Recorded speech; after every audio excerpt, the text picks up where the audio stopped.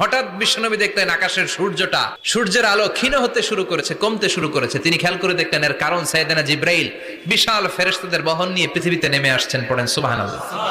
এসে বললেন, ইয়া রাসূলুল্লাহ, আমি 1,40,000 ফেরেশতা নিয়ে নেমে এসেছি। আপনি কি জানেন না, ঠিক একটু আগে মদিনাতে আপনার এক